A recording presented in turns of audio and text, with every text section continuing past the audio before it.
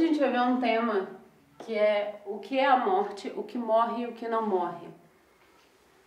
Todos nós temos muito medo da morte, né? A gente tem medo do que vai acontecer quando a gente morrer.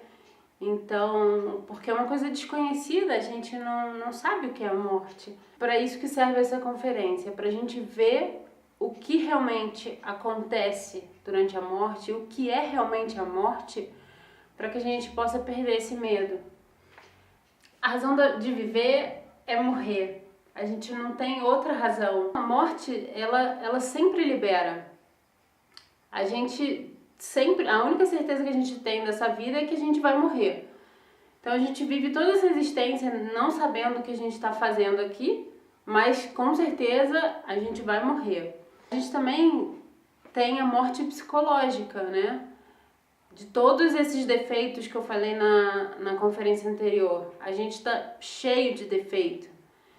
Então, a morte psicológica é a eliminação desses defeitos. Quando a gente elimina um defeito, a gente ganha muita sabedoria, né? Então, que alívio que não é isso. Assim, a gente ganhar essa sabedoria, se libertar desse defeito que nos aprisiona. Ou a gente morrer desse corpo físico que já está velho, cansado e se libertar disso. A gente tem 324 mil existências. Então, já partindo desse ponto, não tem por que temer a morte, né? Porque a gente tem 324 mil existências. Durante a morte do corpo físico, o que acontece? A pessoa teve o choque, né? Foi, enfim, bateu com o carro. Nesse momento da morte, ele dura 72 horas, até que realmente a pessoa possa morrer realmente e não voltar à existência. Por quê? O corpo ele entra num processo de catalepsia, que vai durar essas 72 horas. E durante essas 72 horas acontecem 3 juízos. Nos primeiros 5 minutos, a pessoa vai começar a fazer uma retrospecção consciente de tudo o que aconteceu durante a existência dela. Então, desde o momento em que ela nasceu até o momento em que ela morreu. Tudo o que aconteceu. É como se fosse um filme, passando na cabeça dela e ela vendo tudo o que aconteceu. Então, nesses primeiros 5 minutos, a gente vai ver qual era o nosso plano original para essa existência e o que foi realmente que a gente fez, né? Que a gente não cumpriu com o nosso plano original. 24 horas depois do choque, vai acontecer um juízo diante do tribunal da lei objetiva. E lá na frente vai estar o mestre Anubis coordenando esse juízo. E aí eles vão medir 2 coisas. O peso atômico dos defeitos, ou seja, o quão mais gordinhos eles ficaram durante a nossa existência. Se numa existência anterior eu tinha um defeito da luxúria, e aí nessa existência eu já comecei a incrementar ele com novas práticas, com pensamentos, outros tipos de estímulos, então eu comecei a engordar esse defeito. Então isso eles vão ver, quanto mais gordinhos esses defeitos ficaram durante a minha existência. E a quantidade de defeitos que eu tenho. Se na existência anterior eu tinha um número X de defeitos, e nessa existência eu criei novos defeitos. Eu criei o defeito do Facebook, eu criei o defeito do YouTube, eu criei o defeito de joguinhos de celular, porque na minha existência anterior não existia nada disso, não existia computador, não existia Facebook, não existia YouTube. Então eu criei esses novos defeitos. Eles vão somar isso para ver quantos defeitos eu tenho nessa existência, quantos eu tinha no anterior e quantos eu tenho agora. O terceiro juízo vai acontecer 48 horas depois do choque e Aí nesse tribunal também, eles vão ver três coisas. Primeiro, o peso das boas e más obras dos defeitos. Porque os defeitos, eles podem ter boas obras também. Muitas vezes a gente faz uma coisa boa esperando ser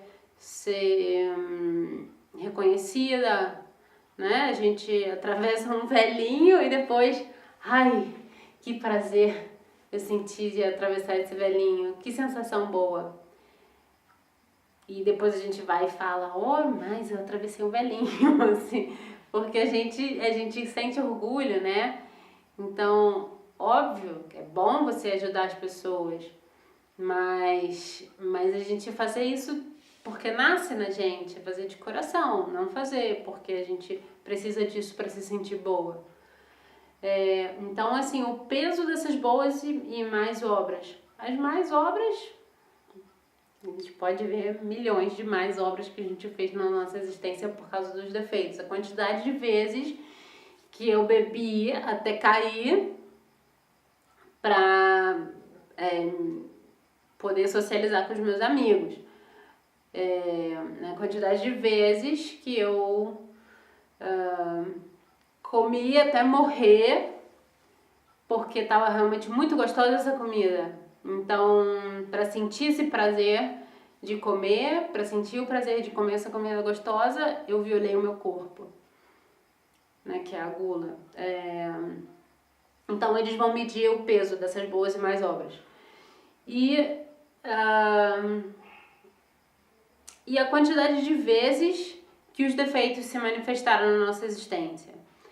Muitas vezes, assim, a gente tem um defeito, por exemplo, o defeito assassino, que eu nunca vi, ele nunca se manifestou na minha existência, assim, nunca se manifestou, nunca matei ninguém.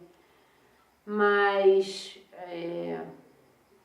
assim, a quantidade de vezes que eu bebi na minha existência, a quantidade de vezes que eu fumei na minha existência, a quantidade de vezes que eu forniquei, a quantidade de vezes, eles vão ver tudo isso, assim, porque muitas vezes a gente deixa se manifestar uns defeitos muitas vezes e outros menos vezes ou nenhuma. Então, isso vai ser fundamental para eles calcularem o karma, porque dependendo disso, eles vão ver como vai ser a minha próxima existência, como vai ser o meu desenho eletropsíquico da minha próxima personalidade. A personalidade é um veículo para que esses defeitos entrem e se manifestem. Onde eu vou nascer, quem vai ser minha família, a condição financeira que eu vou ter, o que eu vou estudar, quais os interesses que eu vou ter. Todas essas coisas são karma, porque foram estabelecidas pelo tribunal da lei divina para que acontecessem na minha vida. A partir daí, como isso vai se desenvolver, já está nas minhas mãos, mas todas essas coisas, as outras coisas, eles já pré-determinaram de como iria ser, baseado nas ações, na quantidade dos meus defeitos, na quantidade de vezes que os meus defeitos se manifestaram e no peso das minhas boas e mais obras. Outra coisa que eles vão ver também é a quantidade de fogo na coluna, né? Quanto que a gente subiu o fogo. Então, se a gente trabalhou nessa existência ou não, e na existência anterior a gente tinha trabalhado com Kundalini, então assim, eles vão ver se a gente subiu o fogo ou não, se a medida do fogo cresceu ou continua a mesma coisa, e isso também vai ser determinante para saber o que vai acontecer com a gente. Se a gente trabalhou nessa existência, a gente subiu o fogo na coluna vertebral, então a gente vai ter um tratamento diferenciado. Se o nosso fogo não subiu na coluna, então já a Mestra Nubis já tem o que vai acontecer com a gente na próxima existência, Então ele vai determinar que o anjo da morte corte o cordão de prata. Mas o anjo da morte só faz isso se a Mãe Divina permite, porque ela é que manda na gente, né? Ela é a Toda-Poderosa.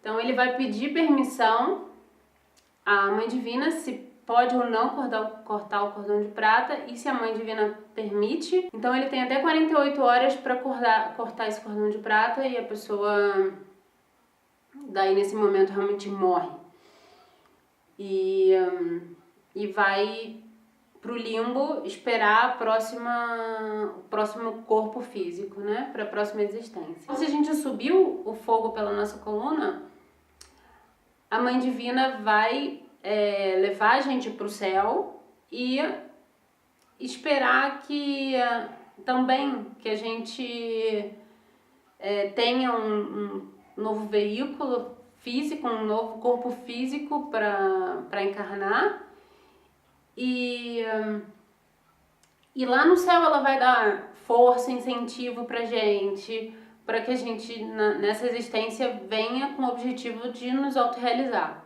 Porque esse é o único objetivo da nossa existência, é se autorrealizar. Então, mas ela vai dar forças e instruções pra gente enquanto a gente estiver no céu esperando o nosso próximo corpo físico. Se essa pessoa não subiu o fogo pela coluna vertebral e continuou sendo a mesma pessoa e só aumentou seus defeitos, ela tem duas opções. Ela pode ter ainda oportunidades com o corpo físico, e aí ela vai voltar e ter uma nova existência, uma nova oportunidade. Mas se ela não tem mais oportunidade, ela vai direto para a involução. A morte segunda, agora eu vou explicar o que acontece com o que é essa coisa da involução, né? A gente tem 3.000 ciclos de existência. E em cada ciclo da nossa existência, a gente tem 108 possibilidades com o corpo físico humano. Ou seja, se a gente completou a existência 108, a gente vai começar, vai para a involução, para depois voltar, ter mais 108, involução, 108, 3.000 ciclos a gente vai passar nesse processo. Então, por isso que eu digo, são 324.000 oportunidades com o corpo físico humano. O único objetivo de cada uma dessas existências é a autorrealização do ser, é a nossa autorrealização. Então, se isso não acontecer, a gente vai continuar nesse processo até ele acabar. E o que acontece? Vivi a minha existência 108. Não fiz nada. Vou para a involução. Eu tô com a minha envoltura seminal cheia de defeitos. Então, o processo da involução é nada mais, nada menos do que limpar esses defeitos, assim. Só que se eu não eliminei os defeitos durante a minha existência, se eu não compreendi, se eu não pedi para minha Mãe Divina eliminar esses defeitos da minha vida, então se eu não fiz isso conscientemente, eu vou ter que fazer isso inconscientemente. Então a natureza vai arrancar com dor e sofrimento cada um desses defeitos. Então a gente vai passar por 9 círculos dantescos até que a nossa essência fique completamente limpa, sem defeitos, para que eu possa voltar para o ciclo de novo e fazer mais 108 existências e passar por todo o processo evolutivo e daí ter mais 108 chances de me autorrealizar. O que vai acontecer? Eu cheguei no último defeito para eliminar da minha essência, para ser arrancado da minha essência, e nesse momento que foi arrancado o meu último defeito, que a essência já está limpa, isso é a morte segunda, que também é um outro processo de liberação, de alívio, porque a gente está passando por um processo muito sofrido, que é ter esses defeitos sendo arrancados da gente. Então, também, a morte segunda é um processo de liberação. Arranquei meu último defeito, isso já é a morte segunda, já vou começar um processo evolutivo de novo. E a morte psicológica, não tem coisa mais maravilhosa que isso, que é a gente conscientemente eliminar os nossos defeitos. A nossa essência está assim completamente contaminada de defeitos. Então, nosso objetivo nessa existência é eliminar conscientemente, é ficar atento, ficar em vigília do nosso dia a dia, ver todas as coisas que acontecem no nosso dia a dia e ir eliminando os defeitos e percebendo de que maneira os nossos centros se movimentam, as reações mecânicas que a gente tem. Então, a gente se auto-observando, a gente vai se conhecendo, vendo como que a gente funciona. Acordei. Quais são as coisas que eu faço? Quais os sentimentos que estão se movendo em mim? Já acordei, já vou tomar banho sem nem pensar. A gente sai que nem um zumbi para tomar banho. Ou para tomar café. E aí toma café no Facebook, lendo jornal, e já começa a se movimentar um monte de coisa. Primeiro que a gente não tá fazendo coisa por coisa, né? Então, que já é um problema, uma falta de concentração.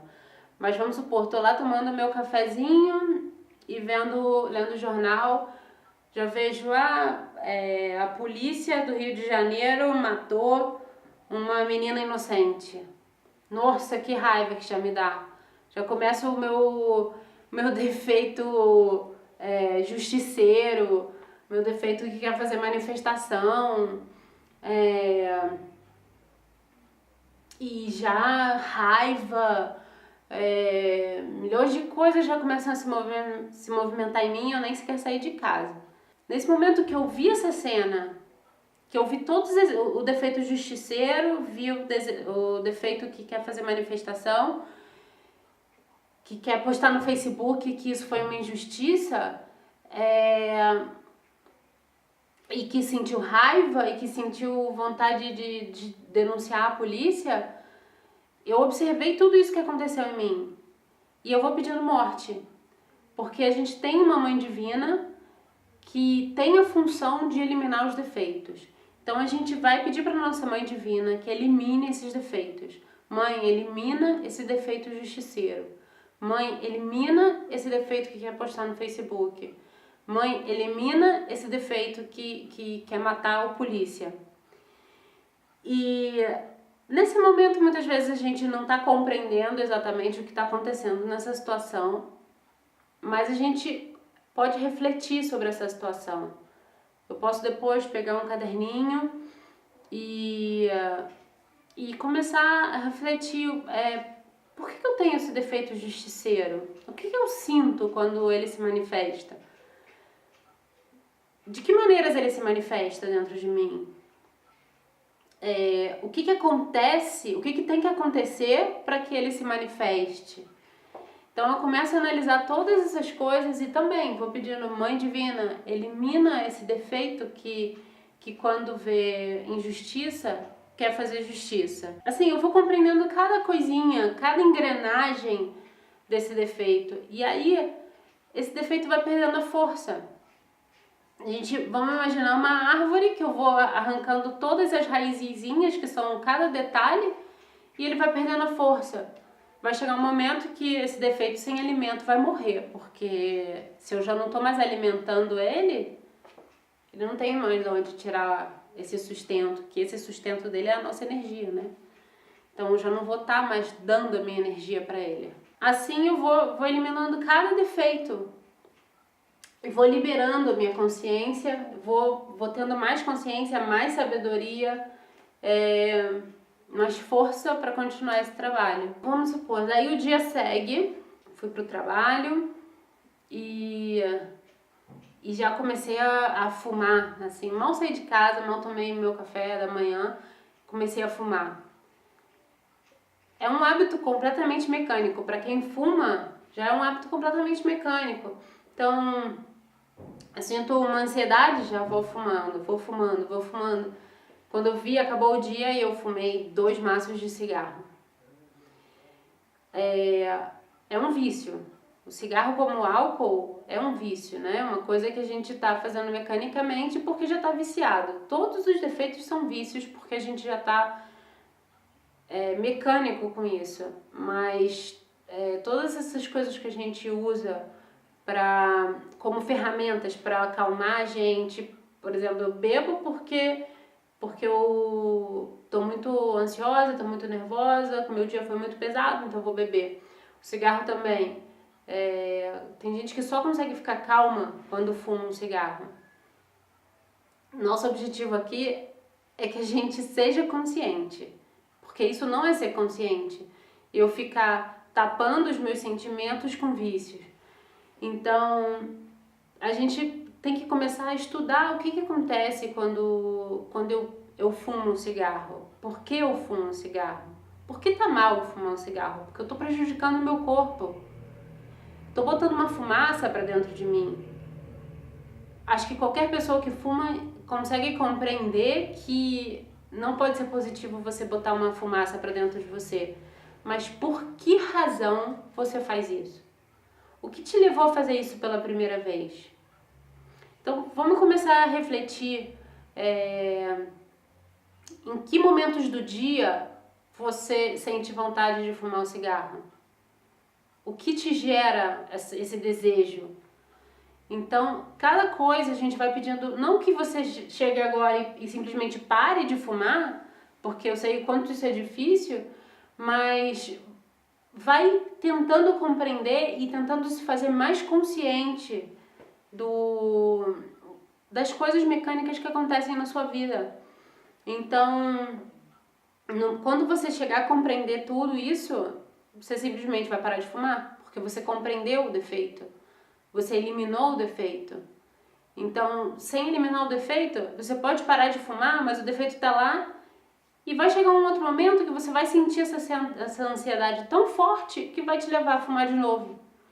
Então, eu posso parar de beber, eu posso parar de fumar, eu posso parar de fornicar, eu posso parar de fazer qualquer coisa da minha existência que eu digo aqui que está errado, mas se eu não compreender esse defeito, se eu não eliminar esse defeito, ele vai voltar.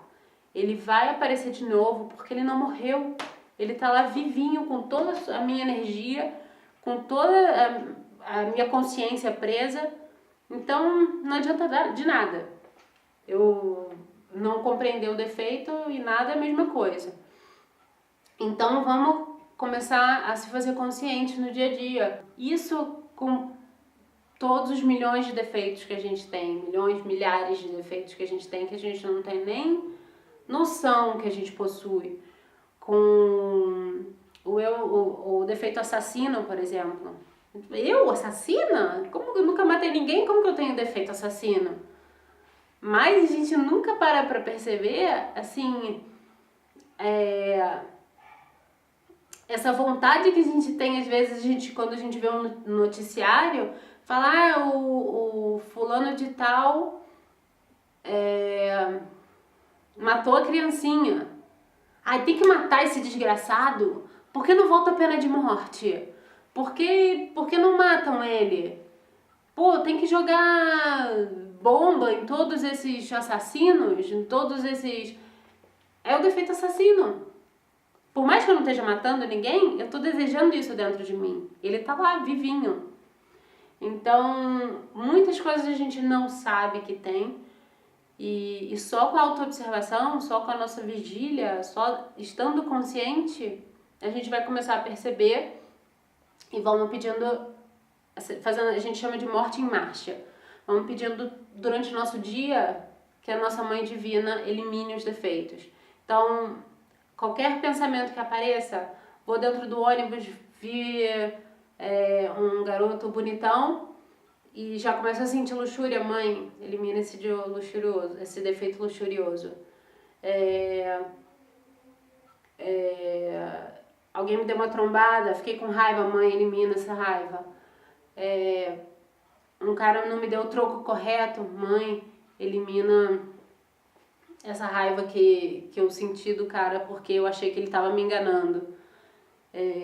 Todos os nossos julgamentos, todas as nossas justificativas, todos os nossos desejos, todos os nossos pensamentos equivocados.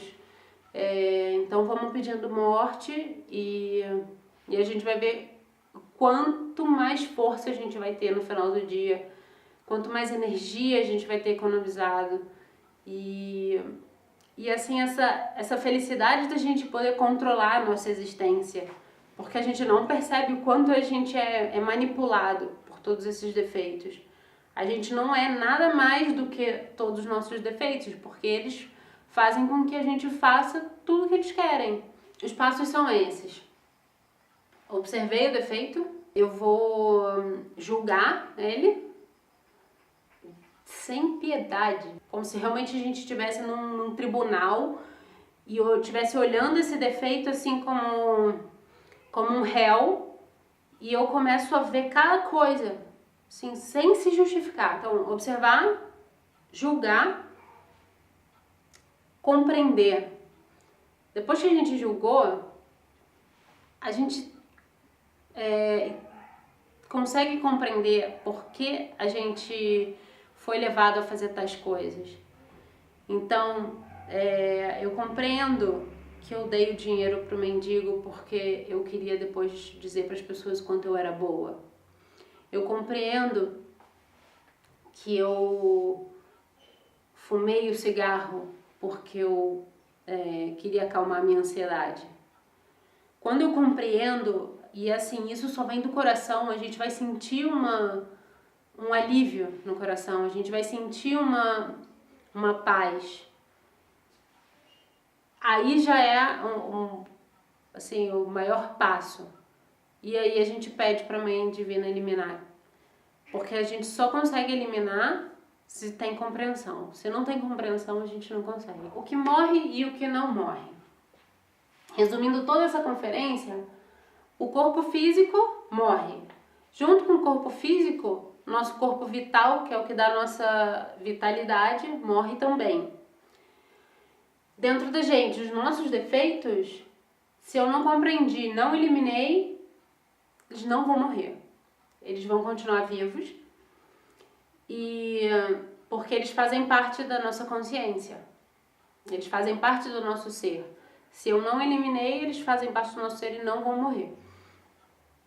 Que é o conjunto da nossa alma. Isso é o que constitui a nossa alma, é a nossa essência, a nossa sabedoria e os nossos defeitos. Vai morrer a nossa personalidade, que é o veículo para que os defeitos se manifestem. Ou seja, vai morrer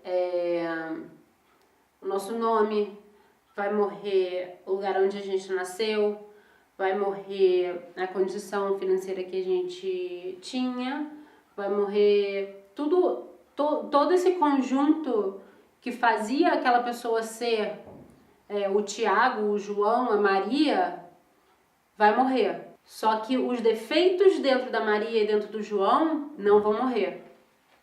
Vai morrer o veículo. E daí, somente quando a pessoa passar pela morte segunda, aí sim, e todos esses defeitos vão ser desintegrados. Mas se a pessoa não passou ainda pela morte segunda, não passou pela evolução, os defeitos vão continuar vivos durante as 108 existências. Depois disso, sim, os defeitos vão ser retirados, eliminados, e a única coisa que vai sobrar é a essência, né? É o ser, e que é eterno. É a única coisa que 100% nunca vai morrer.